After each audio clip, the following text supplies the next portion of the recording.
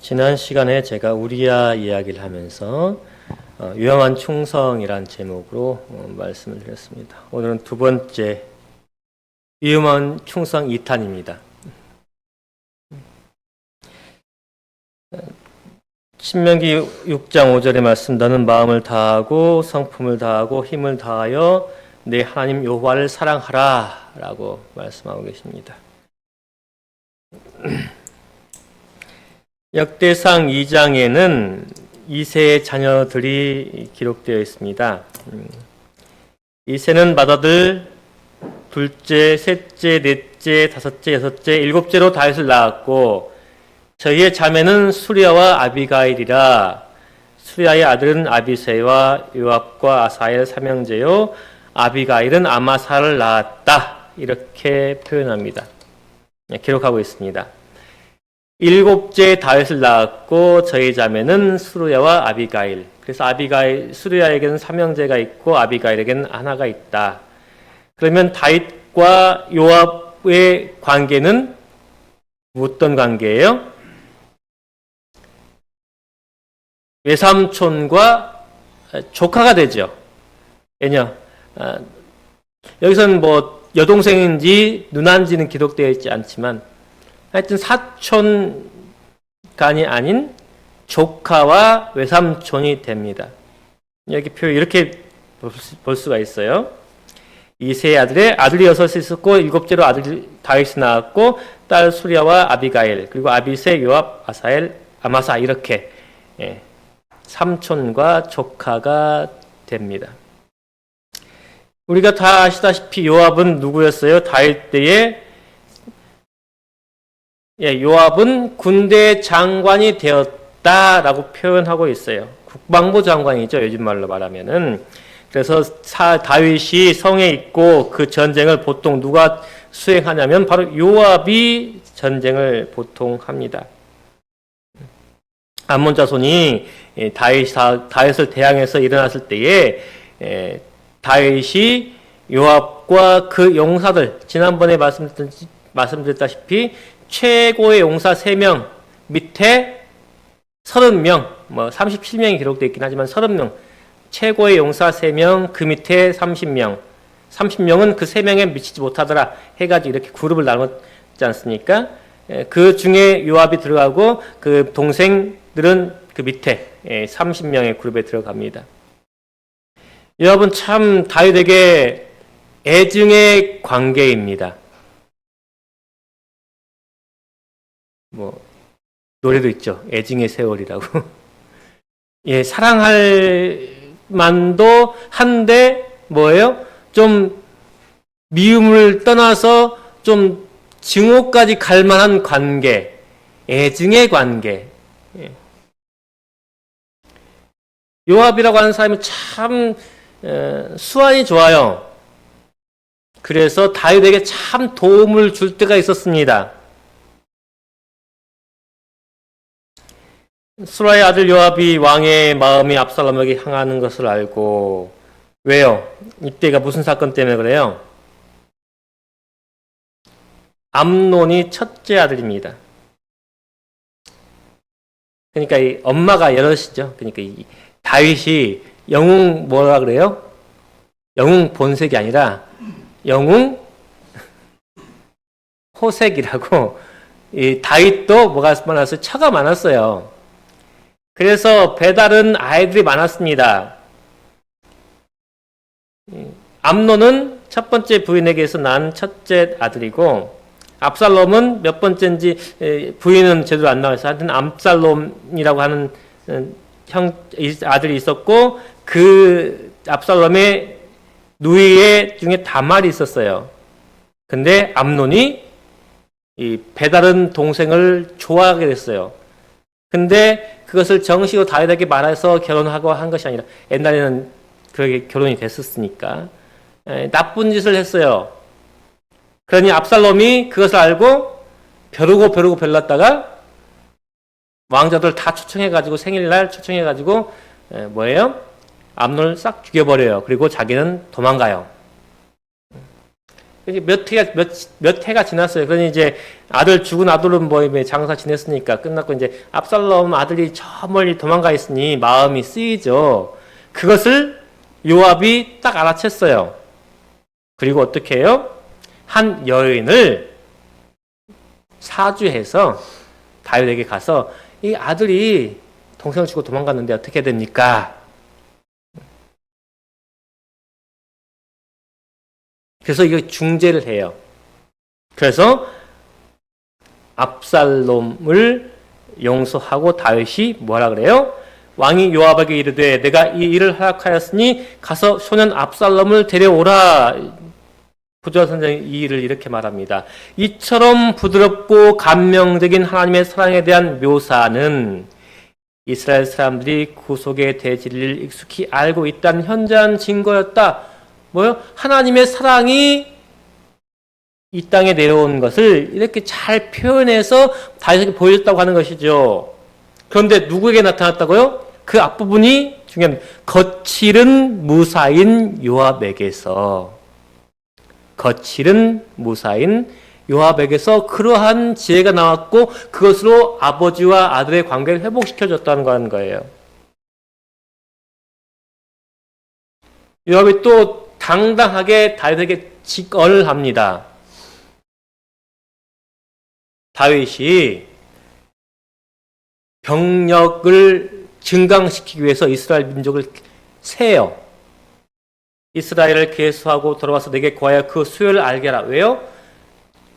백성들의 숫자는 첫 번째 그 전 사사시대에는 세금을 낼 필요도 없었고 군역을 갈 필요도 없었어요. 그 다음에 군역뿐만 아니라 나라에서 동원된 역사, 즉 노역을 갈 필요도 없었어요.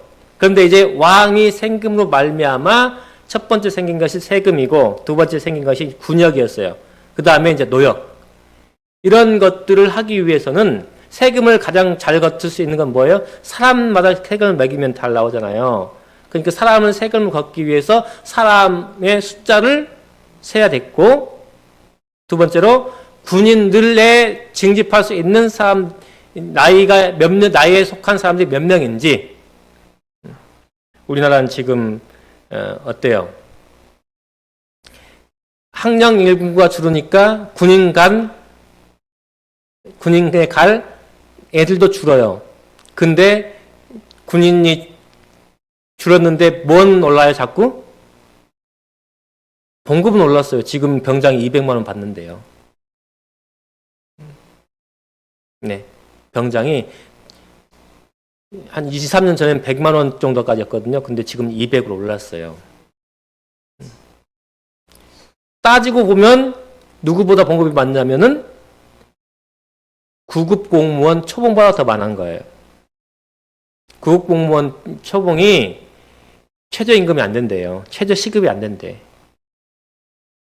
하여튼 뭐 그렇습니다. 근데 지금 요압이 어떻게 말하냐면 왕이요, 지금 사람을 계수할 때가 아닙니다.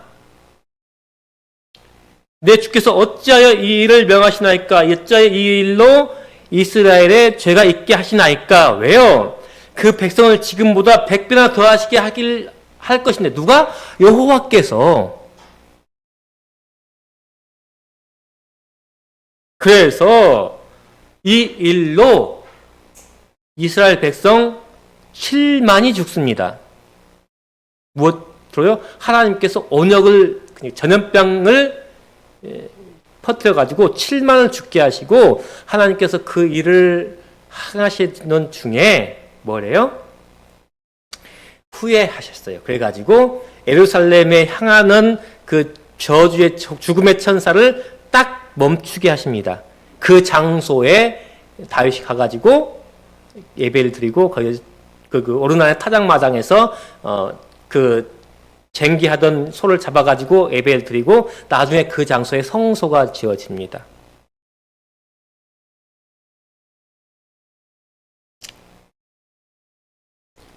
구조 선생은 이렇게 말을 해요. 비록 이스라엘 백성들이 저희 나라가 커지는 데 대해서는 자랑스럽게 여겼으나 정말 그 당시에 조그만 땅덩이라는 다윗이 되면서 모든 나라들을 다 물리치고 홍해에서부터 지중해까지 다 이렇게 그 모든 땅을 다 이스라엘 백성이 차지했어요. 그들은 그처럼 군복무를 크게 확대시키는 다윗의 계획에는 찬성하지 아니했다. 이전에 개수에 동원됐던 제사장과 관관들 대신에 군대 장교들을 고용해야 할 필요가 있다고 생각되었다. 뭐요? 장군들, 군인들 모으면 뭐 줘야 돼요? 맨 처음 뭐 줘야 돼요? 상비군은. 예비군은 집에서 있다가 전쟁 나오면 나오지만 상비군은 뭘 줘야 돼요? 월급 줘야 돼요. 지금 그렇잖아요. 월급 줘야 돼요. 또 밥도 먹여줘야 돼요. 그 사람들이 지낼 곳 막사도 지어야 돼요.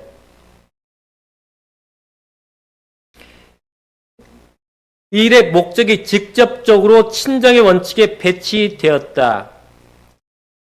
지금까지 자신을 무법한 자처럼 나타난 요압까지도 이 일에 항의해가지고 12지파 중에서 2지파는 아예 계수하러도 가지 않아 버렸어요. 이렇게 정확하고 판단을 잘할 때가 있었던 요압이 어떤 일로 저질렀어요? 사무엘하 11장 지난번에 제가 설교했던 그 부분입니다. 어찌하여 성에 가까이 갔더냐 하시거든 네가 말하기를 왕의 종 햇사람 우리아도 죽었나이다. 우리아가 뭘 가져갔다고요? 자기 살해인 명령서를 가지고 가가지고 요압에 딱 줬더니 딱 보니까 뭐라 그래요? 야, 칼로 찔러서 죽이면 다 들통나니까 어떻게 해라고? 전쟁 중에 전사 한 걸로 꾸며라. 어떻게 해요? 우리아를 어디에요? 우리아를 최전선 성 바로 밑까지 투입해가지고 돌에 맞춰 죽게 해라. 실제 그랬어요. 그래서 우리아가 맨 전방에서 최전방에서 성을 무너뜨려서 싸우다가 떨어지는 돌에 맞아 죽었어요. 한 30명까지 죽었다고 기록되어 있어요. 이제 전황 보고를 합니다. 요압이 이렇게 해서 이렇게 죽었습니다. 야, 이렇게 성에 가까이 왔어. 다시 왕이 말하면 그 중에서도 우리아도 죽었습니다라고 보고하면은 아무 야단 맞지 않을 것이다. 실제로 그랬어요. 다윗이 야 그래 뭐 전쟁하다 보면 이럴 수도 있고 저럴 수도 있고 하니까 한 힘써서 그 성을 함락시켜라. 그리고 결국은 함락시켰어요. 요압이 우리아가 가져온 편지를 보고 어떤 마음이 들었을까요? 살인교사인데 살인교사의 명령서예요. 어떤 생각이 들었을까요? 요압이 삼촌을 알아야 몰라요? 알죠. 거의 동년배 같아요. 그렇죠? 옛날에는 삼촌이 누구보다 조카보다 나이가 어린 때가 많았어요. 그렇죠? 저희 형님보다 외삼촌 셋째 하나 둘 셋 셋째 외삼촌은 한 살 많고 막내 이모는 저희 큰 누나보다 나이가 어려요. 그러니까 저희 작은 형보다 한 살 많아요. 뭐 옛날엔 그랬어요. 그러니까 큰 딸이 일찍 결혼해가지고 애를 낳으면은 엄마랑 같이 애를 키웠어요. 그러니까 그렇지 않았을까?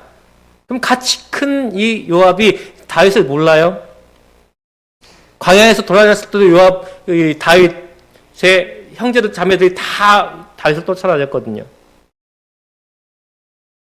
그래서 뭐 했어요? 이스라엘이 통일되니까 요압을 군대 장관을 삼았잖아요. 그럼 다른 사람들이 그것에 항의하지 않았다는 것은 뭐예요? 그만큼 요압도 그 세월 동안 그만큼의 명성을 얻었다고 하는 것이거든요. 딱 보니까 뭐예요? 외삼촌이 또 뭘 저질렀어요? 뭔 잘못을 했구나. 아휴, 또 외삼촌 왜 그랬을까? 아니라 이거 이렇게 하면 안 되지 않습니까? 라고 말하지 않고 그 말을 그대로 따라요. 내부 협력자가 된 거예요. 내부 협력자.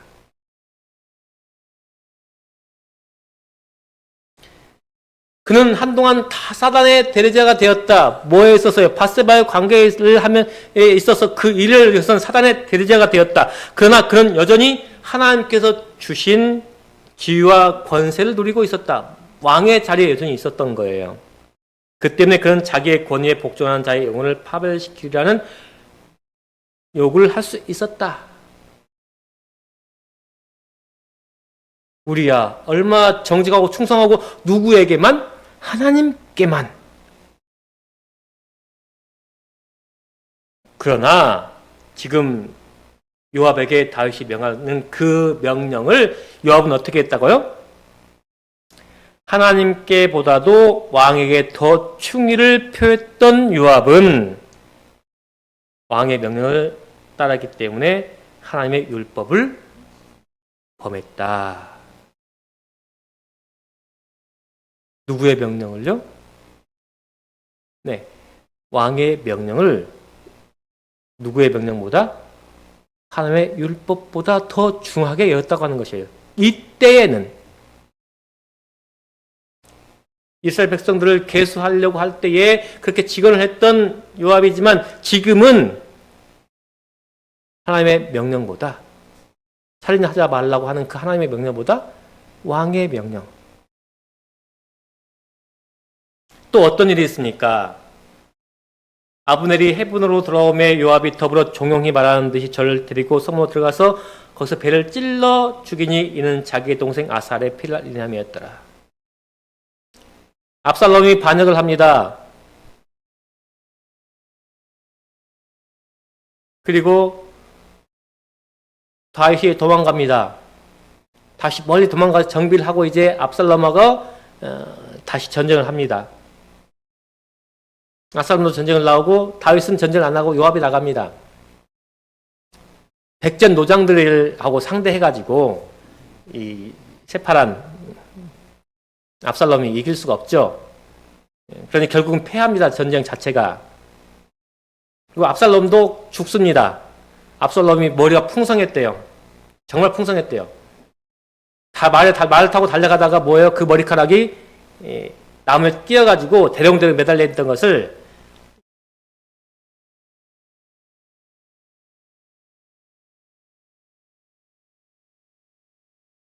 이건 그건 다음 이야기인데 제가 다음 이야기인데 이겁니다. 이거. 지나가 버렸네요.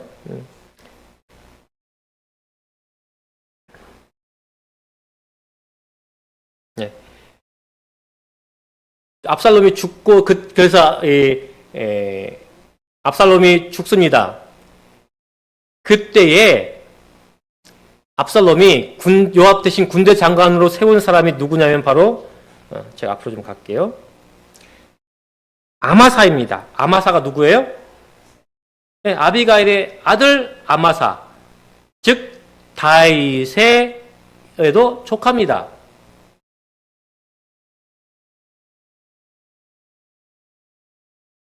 그때에 이제 전쟁이 다 끝나고 이제 다윗이 누구를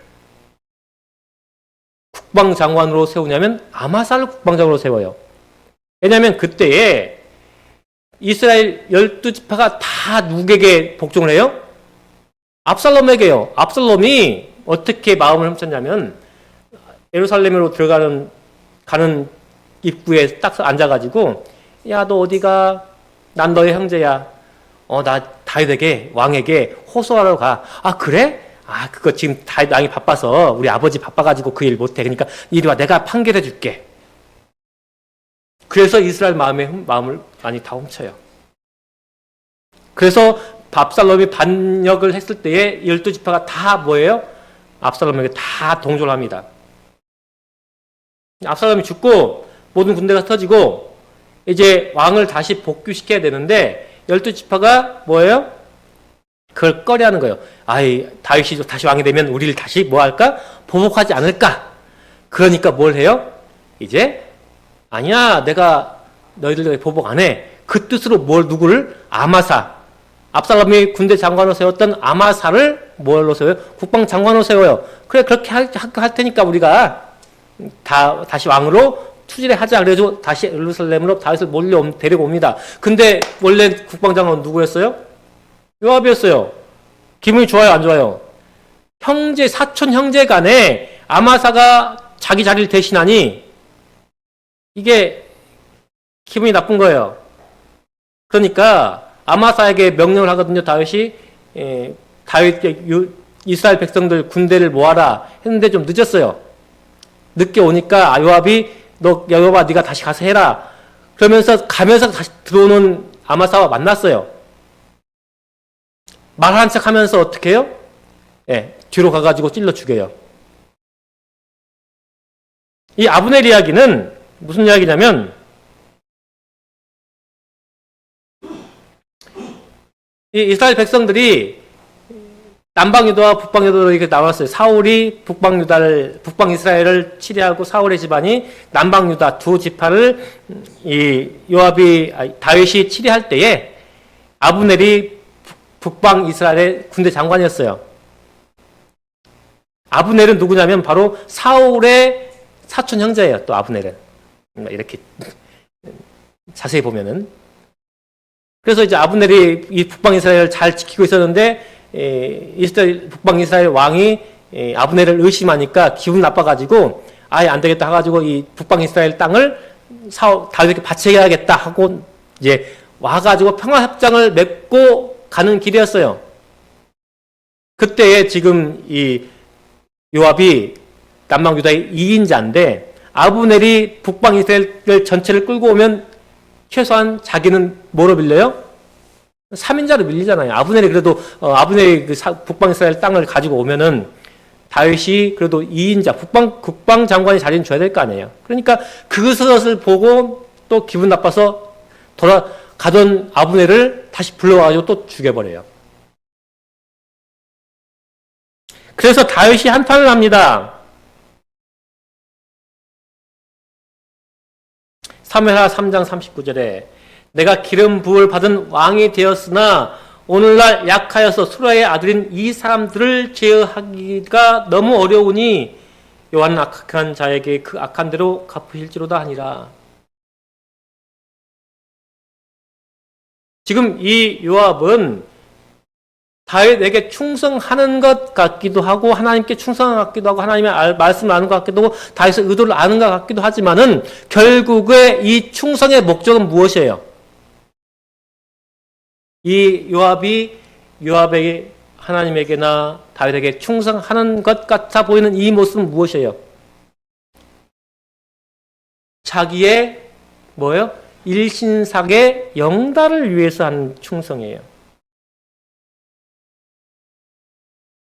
맨 마지막에 다윗이 죽어갈 때쯤에 요압이 어떻게 해요?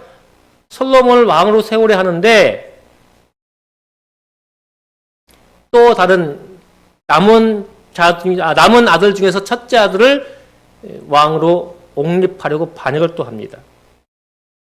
평생 동안 다윗을 따랐던 이 요압이 마지막에 뭐 한다고요? 다윗의 뜻에 반역해서 다른 왕을 세우려고 합니다.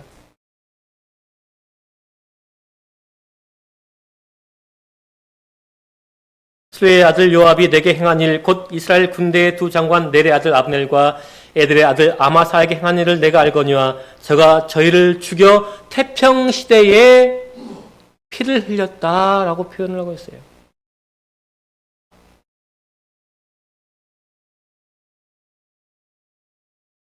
우린 진리 안에서 행해야 되는데 어떻게 표현하냐면은 우리는 진리를 붙잡을 뿐만 아니라 진리가 우리를 붙잡도록 해야 하며 따라서 진리가 우리 안에 있고 우리가 진리 안에 있어야 합니다. 그렇게 되면 우리의 삶과 성품 진리가 우리를 위해 무언가를 성취하고 있다는 사실, 즉 우리를 거룩하게 하고 영광의 왕국에서 하늘 천사들의 모임에 적합한 도덕적 적합성을 부여한다는 사실을 드러낼 것입니다. 무엇으로 적합해야 된다고요? 하늘에? 하늘에 적합하되 도덕적으로 적합한 성품을 우리가 드러내야 된다고 말하는 것이에요. 예수 그리스도의 종교는 결코 사람을 거칠게 만들거나 무례하게 만들지 않으며 부주의하거나 딱 강팍하게 만들지 않기 때문에 우리가 가진 진리는 하늘에서 온 것입니다. 오직 하늘로부터 온 진리, 곧 하나님으로부터 온 진리는 사람을 높이고 거룩하게 하며 예의 바르고 친절하고 애정어린 사람으로 만들고 정결하게 하며 순수하게 하며 그의 거친 마음과 이기심과 세상에 대한 사랑을 없앴고 교만과 불경건한 야망으로부터 그를 깨끗하게 해줍니다. 무엇으로부터요? 교만과 불경건한 야망으로부터. 우리야, 요압. 우리가 극명하게 대조할 수 있는 두 사람인 거예요.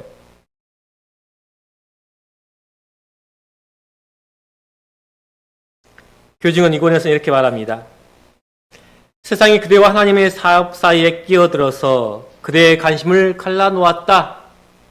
누구처럼요? 요압처럼요. 세상이 그대와 하나님의 사업 사이에 끼어들어서 그대의 관심을 갈라놓았다. 어떤 때는 하나님의 일에 충실하고 올바른 시야를 가지고 있다가도 무엇을? 세상을 바라보는 순간 뭐예요? 아, 이 일은 내게 불리하겠다 할 경우에는 무엇을 뽑아요? 칼을 뽑아서 정적을 무조건 제거하는. 사역이 그대의 마음에 들어왔고 진리의 능력이 밖으로 나갔다. 그대에게 큰 변화가 있어야 한다. 그대는 권리라고 생각되는 모든 돈을 얻는 데 열심을 내었다. 그대는 정도를 넘어섰다. 그대는 사욕만을 채웠다. 누가 그랬다고요? 요압이 그랬다고요. 하나님의 사업을 하는 것 같아 보이지만은 하나님의 사업에서 멀리 떠나 있는, 하나님과 함께 동행하는 것 같지만 하나님이 향하는 곳에서 그것을 바라보지 않고 늘 반대만을 바라보고 있는 그런 모습. 그게 과연 우리가 가져야 할 충성인지. 다른 곳에는 관심을 두지 않고 온전히 아버지의 뜻, 하나님의 뜻이 어디에 있는지 그것을 행하기에 달려가다가 어느 순간에 그냥 쓰러져 없어졌던 우리의 삶이 돼야 될지. 근데 그 속 사람을 우리가 자신이 알까요, 모를까요? 내 자신을 내가 잘 몰라요. 요압이 알았을까요? 요압이 그 일을 행하면서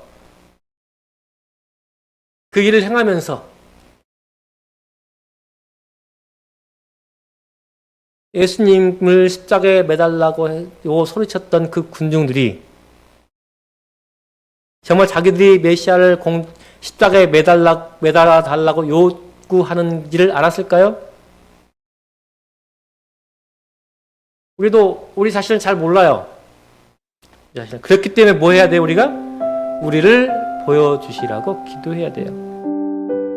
그리고 우리의 마음을 어디에 맞춰봐야 돼요? 말씀에 맞춰봐야 돼요.